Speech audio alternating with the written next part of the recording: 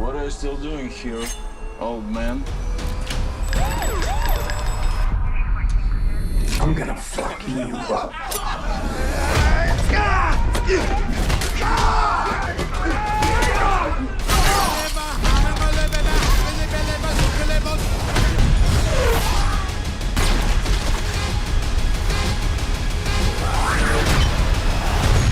Who the fuck are you? Me? I'm nobody. Menceritakan tentang seorang mantan pembunuh bayaran yang memilih hidup normal dengan mengurus keluarga kecil. Namun di saat masa tenangnya itu, muncul para begundal yang mulai mengubah nasibnya menjadi seorang pria kejam, di mana mereka tidak tahu bahwa orang yang sedang mereka usik adalah seorang mantan pembunuh bayaran paling brutal di dunia. Dan layaknya seperti singa yang diusik dari kandangnya, dia lalu mencari dan bebeladagan menghabisi para mafia begundal tersebut. Akankah sang singa ini berubah menjadi penasaran dengan kelanjutan ceritanya? Semua akan terjawab di alur ceritanya. Who the fuck are you? Me? I'm nobody.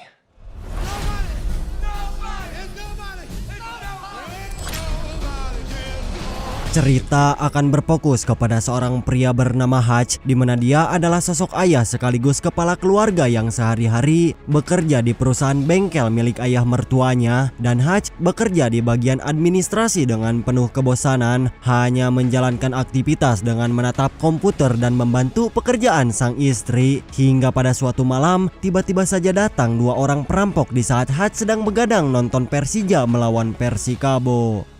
Kedua perampok itu langsung memaksanya agar memberikan sejumlah uang yang dimiliki oleh Hutch, yang dikarenakan suatu alasan, tentu Hutch memilih untuk membiarkan mereka mencuri tanpa melakukan perlawanan. Namun di saat yang sama, anak sulungnya berhasil menyergap salah satu pencuri, dan ketika perhatian pencuri satunya sempat teralihkan, di sana Hutch yang memegang sebuah tongkat golf pun malah meminta sang anak agar melepaskan si pencuri dan membiarkan mereka kabur begitu saja. What the fuck, Dad? Tepat setelah kejadian itu, alhasil membuat anak sulungnya pun sangat kecewa dengan tindakan sang ayah yang seperti pengecut, ditambah respon polisi yang seolah-olah ikut kecewa karena tanpa ada alasan yang jelas, Hutch malah membiarkan para pencuri itu kabur, padahal bisa menangkap mereka dengan sangat mudah. Bahkan dikarenakan kejadian tersebut menimbulkan dampak negatif kepada keluarganya, seharusnya menjadi sosok pelindung bagi keluarga, justru malah dicemooh alias dilelewean karena tidak becus menjaga keselamatan anak dan istrinya. Tidak sampai di situ, tetangga sebelah juga ikut blak-blakan memberikan sindiran keras dengan mengatakan jika rumahnya sampai kemalingan, ia tentu tidak akan tinggal diam dan akan menghajar para maling tersebut hingga babak belur. Bahkan pada saat di tempat kerja, Hutch kembali mendapatkan perlakuan kurang mengenakan dari anak iparnya yang sangat disayangkan karena tidak bisa menjaga keluarga dari mara bahaya, sehingga dia langsung memberikan sebuah pistol mimis untuk berjaga-jaga untuk kedepannya. Setelah kejadian itu, Hutch kembali menjalankan aktivitas yang sangat membosankan, hingga tidak lama kemudian dia bertemu dengan ayah mertuanya yang langsung blak-blakan tentang keputusan yang akan segera pensiun sebagai pembisnis dan meminta kepada Hutch agar segera membeli perusahaan milik ayah mertua. Aduh. Di luar rutinitas pekerjaan, Hutch ternyata memiliki sebuah radio khusus di mana dia sering berbicara dengan seseorang yang nampaknya adalah teman seperjuangan di masa lalu, yang mana dari percakapan mereka muncul beberapa pertanyaan tentang siapa sih sosok Hutch ini. Bahkan dari obrolan mereka, Hutch menjelaskan tentang alasan yang kenapa tidak melakukan perlawanan ketika perampok datang ke rumahnya, yang ternyata Hutch telah mengetahui secara detail tentang kedua pencuri tersebut yang merupakan sepasang suami istri dengan mengalami sedikit masalah perekonomian, dikarenakan jika saja mereka adalah maling profesional, tidak mungkin hanya mengambil uang receh yang ada di rumah saja, pasti dengan barang-barang mahal yang dimiliki oleh Hutch. Tell me about last night. When you officially dead, got a lot of free time on your hands, you know? Dan yang paling menarik adalah pistol perampok ternyata tidak berisikan peluru dan kemungkinan senjata itu adalah mainan. Maka untuk itu Hutch tidak melakukan perlawanan dengan memilih membiarkan mereka pergi. Sehingga dengan semua fakta serta analisis tersebut, kita akhirnya mulai kembali dibuat bertanya-tanya tentang siapa sih sosok Hutch ini, Bang Ura? Pembunuh bayarankah, agen khususkah, atau cuma manusia biasa saja? Mana saya tahu, saya kan mamut, hehe. Tepat ketika pulang kerja, Hutch kemudian bergegas pergi ke panti jompo, di mana dia datang untuk menjenguk ayahnya yang sudah abah-abah, yang mana terlihat jika beliau hanya menghabiskan waktu sendirian dengan duduk di atas sofa sambil menonton sinetron ajab. Akan tetapi, jika dilihat dari barang-barang yang ada di sana, dulunya sang ayah merupakan seorang agen FBI atau bisa jadi mantan pasukan khusus yang sangat dihormati. Singkat cerita, Hutch pulang dan baru sampai ke rumah anaknya yang paling kecil, dan tiba-tiba malah langsung tantrum karena kalung anjing milik anaknya hilang entah kemana, yang mungkin saja dibawa oleh perampok pada saat malam datang. Sehingga Hutch yang menyesal karena telah membiarkan kedua maling itu pergi pun akhirnya mulai bergegas kembali ke panti jompo tempat ayahnya dirawat, di mana dia datang untuk mengambil sebuah pistol yang disimpan di dalam berangkas. Dan dengan berkat sebuah petunjuk tato manuk piit pada lengan si pencuri, Hutch akan mencari kedua pencuri itu untuk mengambil kembali kalung anjing milik anaknya. Dan pada saat datang ke beberapa tempat pembuatan tato, ternyata di sana sudah ada beberapa preman yang langsung menatap sinis ke arah Hutch. Namun yang menarik dari kejadian itu, ketika salah satu preman melihat tato pada lengan Hutch, seketika mereka langsung terkejut panik dan menyadari jika orang yang sedang berada di hadapannya bukanlah orang sembarangan. I'm just a man. Hingga di saat itulah si pembuat tato yang tadinya sinis dengan senang hati mau memberikan informasi tentang orang yang sedang dicari oleh Hutch, dan semakin penasaran bukan siapa si Mamang Hutch ini. Selesai mendapatkan informasi tersebut, Hutch bergegas pergi menuju alamat si pencuri, dan sesampainya di sana, dia langsung bebladagan menghajar mereka serta mengancam si pencuri agar mengembalikan kalung anjing milik anaknya. Namun pada saat akan berbuat hal yang lebih kejam, aksinya tiba-tiba malah dihentikan oleh sang bayi yang menangis dengan menggunakan selang oksigen. Did not deserve your gun. Di mana Hutch yang kesal dikarenakan tidak sanggup membunuh mereka, seketika mulai melampiaskan semua emosinya dengan memukul tembok hingga kedua tangannya terluka. Pada saat sedang di dalam perjalanan pulang, muncul sekelompok pemuda mabuk yang masuk ke dalam bus tersebut, di mana hal itu seketika membuat Hutch langsung tersenyum karena telah mendapatkan sasaran empuk untuk dijadikan bahan pelampiasan emosinya. Dan ketika semua penumpang lari kocar-kacir, dengan santuy dia malah berjalan melewati mereka dengan memerintahkan sang supir agar segera keluar dari dalam bus. Dan setelah selesai mengunci pintu rapat-rapat, Hutch, watau!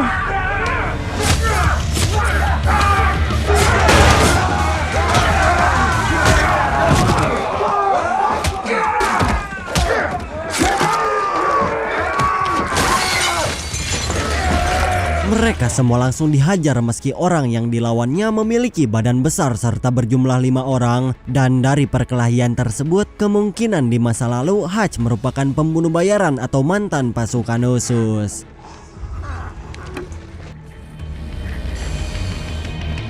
Sesampainya di rumah, sang istri yang melihat kondisi suaminya pun sontak langsung dibuat terkejut dengan banyaknya luka di tubuh Hutch, di mana sebelum mempertanyakan apa yang sudah terjadi, dia memilih untuk bergegas mengobati luka-lukanya dengan sepenuh hati, bahkan menemaninya sampai tertidur pulas.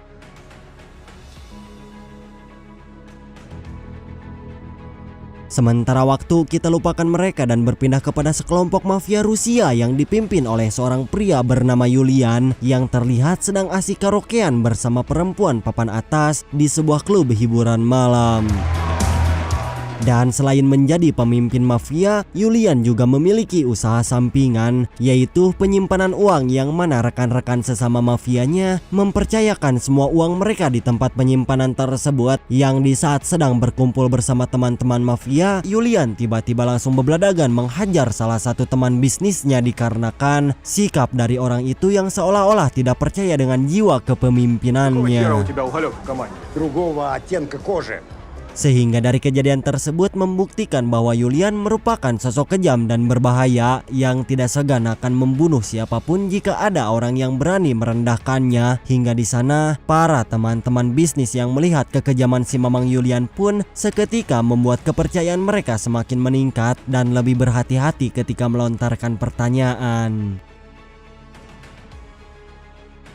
Di saat yang sama, Yulian kemudian mendapatkan telepon dari salah satu anak buah yang menjelaskan jika adiknya sedang dirawat di rumah sakit dikarenakan telah berkelahi, yang mana adiknya ini ternyata merupakan salah satu korban yang dihajar oleh Hutch. Hingga Yulian yang mendapatkan kabar tersebut langsung bergegas pergi ke rumah sakit dan mencoba menginterogasi satu persatu teman adiknya tentang pelaku yang telah membuat babak belur si adik seperti itu. Di mana pada saat terjadi perkelahian, salah satu temannya berhasil mendapatkan kartu identitas Hutch. Hingga di sana Yulian memerintahkan anak buahnya untuk mencari tahu tentang latar belakang orang yang sudah membuat adiknya sekarat. Maybe correct.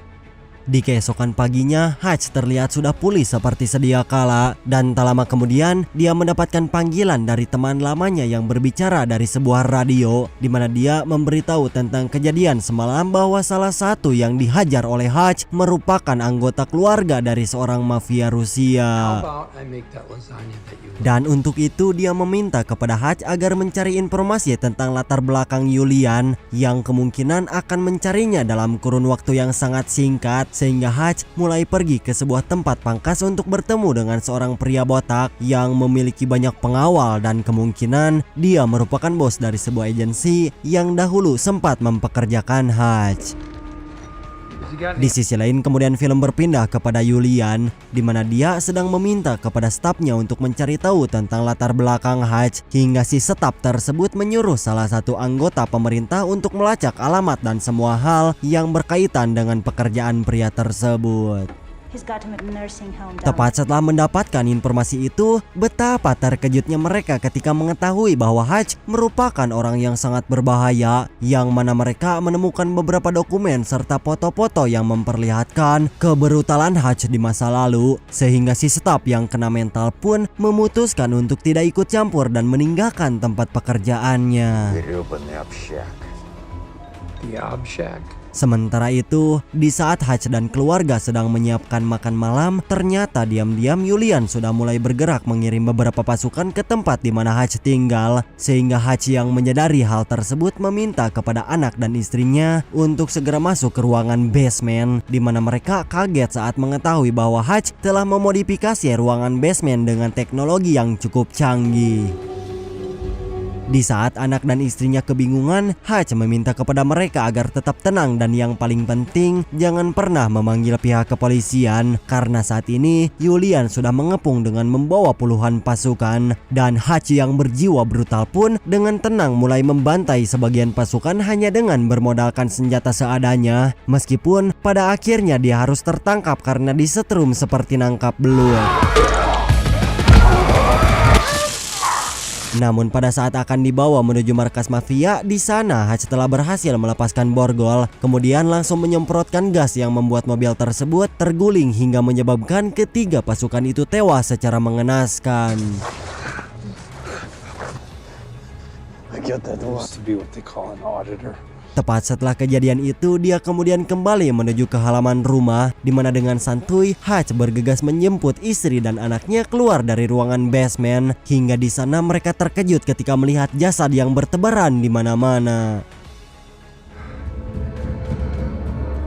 Sehingga untuk itu Hutch menyuruh agar mereka segera pergi ke tempat yang lebih aman. Namun dikarenakan masih kebingungan, sang istri bertanya kepada sang suami tentang apa yang sebenarnya terjadi. Tapi Hutch meminta kepada si ibu agar selalu percaya dan berjanji jika dia akan memberitahu setelah membereskan semua permasalahan ini.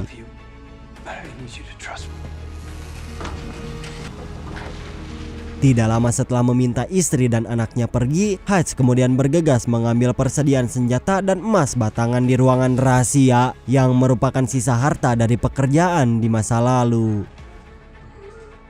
couple of chapters back, Di sisi lain terlihat sang ayah sedang santuy di panti jompo, namun tiba-tiba datang dua orang suruhan Julian yang mana mereka bermaksud untuk membunuh si kakek atas perintah atasannya. Namun di saat mereka akan mengeksekusinya, inilah yang terjadi.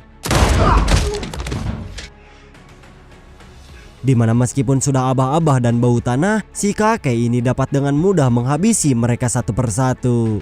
Selesai meledakkan rumah dan semua pasukan yang telah terbantai, Hutch akan pergi menuju ayah mertuanya untuk membeli perusahaan tempat di mana ia bekerja dengan beberapa emas yang dimiliki oleh Hutch, di mana perusahaan atau pabrik tersebut akan digunakan sebagai markas untuk menyimpan pasokan persenjataan. Dan untuk Julian sempat menerima kabar jika semua pasukannya telah tewas akibat dibantai oleh Hutch, lantas mulai memerintahkan semua anak buahnya untuk bersiap siaga. Di sisi lain, Hutch mulai mempersiapkan senjata rakitan yang mana dia berniat akan menyerang pasukan Julian dikarenakan mereka telah berani mengirim pasukannya untuk membunuh keluarganya, sehingga tanpa rasa takut Hutch mulai datang ke tempat penyimpanan uang di perusahaan Julian, di mana dia langsung membantai puluhan pasukan bersenjata dan lanjut membakar semua tumpukan uang yang ada di dalamnya. Dan hal itu dilakukan agar Julian tidak memiliki uang untuk menyewa para mafia. Bahkan yang paling edan dari semua ini adalah setelah membakar semua uang milik para mafia, Hutch datang ke tempat di mana Julian berdiam diri dan terlihat jika pasukannya sedang asik bersenang-senang dengan para wanita seksoy. Namun di balik semua tindakan nekatnya ini, Hutch ternyata memiliki sebuah rencana gila di mana dia telah membawa sebuah bom yang akan diledakkan jika Julian sampai berani menyerangnya.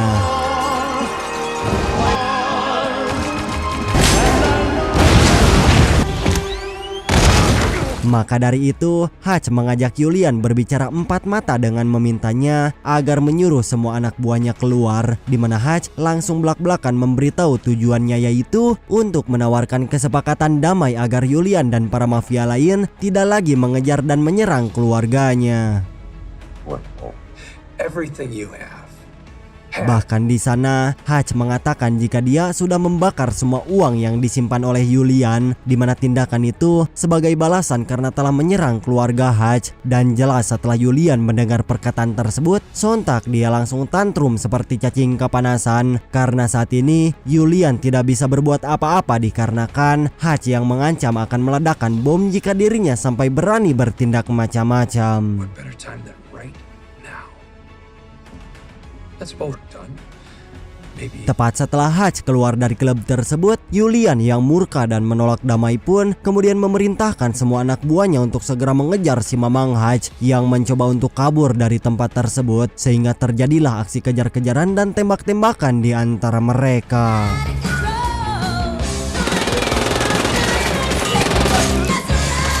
Tepat ketika sampai di depan perusahaan, tiba-tiba sebuah tembakan sniper melesat mengenai beberapa pasukan mafia, di mana orang yang telah membantunya merupakan seseorang yang sering berbicara melalui sebuah radio, yaitu bernama Henry, yang merupakan anak angkat dari ayahnya yang sudah Hutch anggap sebagai adiknya sendiri. Bahkan bukan Henry saja, ternyata sang ayah yang sudah bau tanah pun juga ikut memberikan bantuan dan langsung menghabisi para mafia Rusia yang datang mengejar ke tempat tersebut. Sementara Henry dan si Abah terlihat sedang fokus bertarung dari jarak yang cukup dekat, dan yang paling edan adalah tembakan Henry bisa menembus 3 orang dalam satu peluru. Sementara untuk Hutch, dia sengaja menggunakan jebakan tikus untuk membuat sebuah peledak yang di saat orang-orang itu terkejut, dengan cepat Hutch langsung menembak para mafia tersebut. Di sisi lain, si Abah yang tidak mau kalah dari anaknya pun juga ikut bebeladagan membantai para mafia hingga akhirnya mereka bertiga berkumpul di salah satu ruangan, di mana setelah berhasil membunuh semua para mafia, tiba-tiba Julian malah berhasil menembak ke arah Henry, sehingga Hutch yang melihat hal tersebut langsung mengikatkan ranjau ke arah kaca anti peluru dan lanjut berjalan ke arah Julian dengan meledakkan bom tersebut.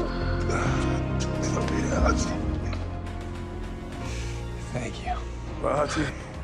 You both got what you wanted. Singkat cerita, kemudian film berpindah kepada Hutch yang terlihat sudah ditangkap dan sedang diinterogasi oleh dua orang polisi, di mana mereka sangat terkejut dengan ratusan jasad yang ditemukan di titik kejadian perkara. Hingga tak lama kemudian, kedua polisi itu pun mendapatkan panggilan dari seseorang yang nampaknya orang tersebut bukanlah orang sembarangan, sehingga si penelpon meminta kepada polisi agar melepaskan Hutch dari tempat tersebut. Dan para polisi yang terlihat takut kemudian bertanya, siapa sih kamu sebenarnya, hah? Namun Hutch menjawab jika dia adalah pria biasa yang sedang fokus menjalankan kehidupan normalnya bersama keluarga. Cucina. Cucina molto You name it, this kitchen's got it. Dan film ini pun selesai.